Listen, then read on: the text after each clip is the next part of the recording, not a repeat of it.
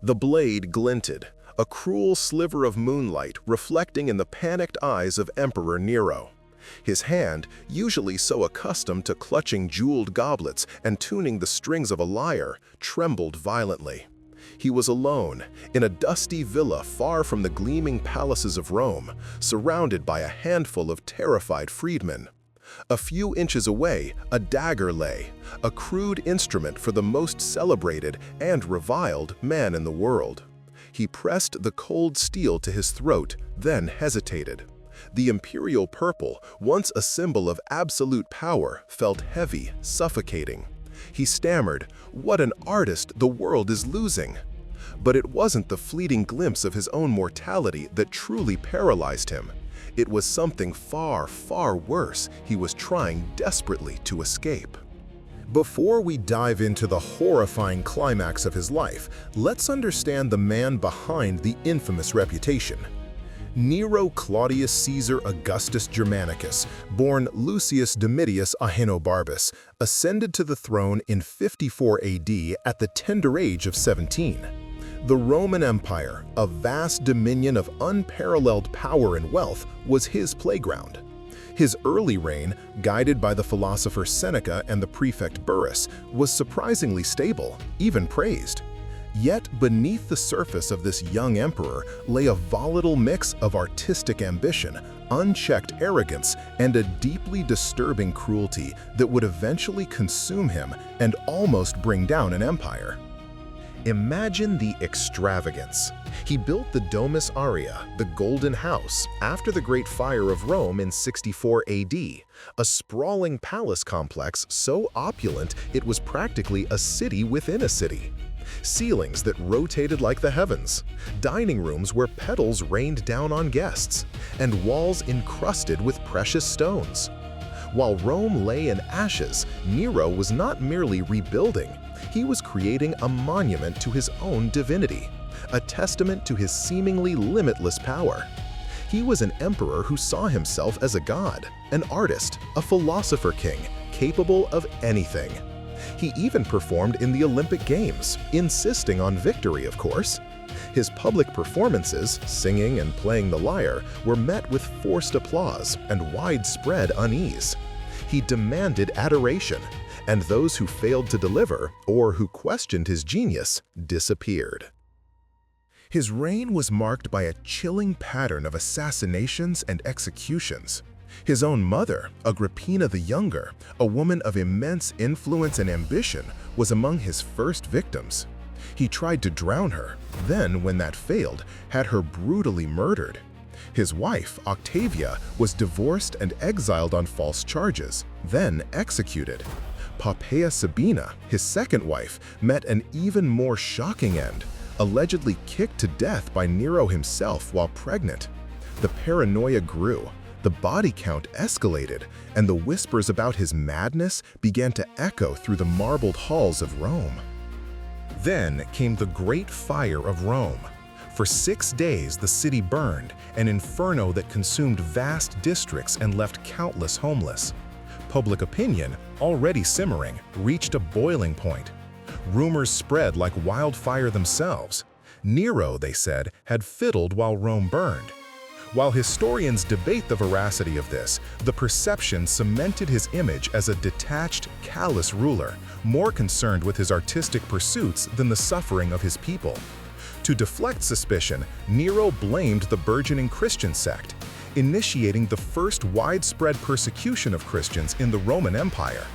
This was a calculated move, a desperate attempt to regain control of the narrative, to create an enemy for the populace to hate. The paranoia only intensified. Conspiracies, real and imagined, became a constant threat. The Pisonian Conspiracy, a plot involving numerous senators and even his old mentor Seneca, was brutally suppressed. Executions became commonplace, a terrifying demonstration of imperial power. The Roman elite, once a source of support, now lived in fear. The people, burdened by rebuilding efforts and escalating taxes, grew increasingly resentful. The empire, which once seemed to bend to his will, was now straining under the weight of his increasingly erratic and tyrannical rule. The year 68 AD marked the beginning of the end. Governors of various provinces, sensing the empire's instability and Nero's weakening grip, began to declare their defiance. Gaius Julius Vindex, governor of Gallia Lugdunensis, openly rebelled. Other legions, sensing a shift in the political winds, joined the revolt. The dominoes began to fall. The loyalty of the Praetorian Guard, the elite soldiers tasked with protecting the emperor, a loyalty bought with extravagant gifts and promises, began to waver. Imagine the dread that must have settled over Nero, a man accustomed to absolute power, as he watched his empire crumble around him. He attempted to flee Rome, disguised, but his efforts were half-hearted, almost pathetic. He was no soldier, no man of action. He was an artist, a dreamer, a pleasure seeker, now confronted with the terrifying reality of a collapsing world. He found refuge in a villa belonging to his freedman, Theon, a mere 4 miles outside the city. The contrast between his former life and his current squalor must have been a sickening realization. The Golden House was a distant memory. The Senate, finally realizing the extent of their predicament and the popular hatred for their emperor, declared Nero a public enemy. This was the ultimate condemnation, a sentence reserved for traitors and tyrants. It meant not only his deposition, but a decreed punishment that would send shivers down the spine of even the most hardened Roman citizen. This was the horror Nero was trying to avoid, the fate that made even his pampered, self-obsessed mind recoil in terror. He received word of the Senate's decree, and with it the details of his impending punishment. The public enemy declaration wasn't just a political statement, it came with a specific, barbaric order. He was to be stripped naked, his neck clamped into a wooden fork, then publicly flogged to death with lictors' rods. The rods, a symbol of Roman judicial authority, were bundles of birch or elm shafts often containing an axe. To be beaten to death slowly and painfully in the forum by the very instruments of Roman law was a humiliating, agonizing end designed to utterly dehumanize the condemned. For an emperor who reveled in his own divinity, who saw himself as beyond mortal judgment, this was a torture far worse than death itself. This wasn't merely execution, it was a total annihilation of his imperial dignity, a public spectacle designed to erase any memory of his former glory. He fumbled for a dagger, urged on by his loyal freedmen who, though terrified, offered him the means to escape the unthinkable.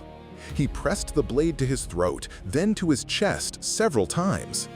His famous last words, "Qualis artifex pereo," what an artist the world is losing, were not a poetic lament, but a desperate, almost childish outburst of self-pity in the face of absolute terror.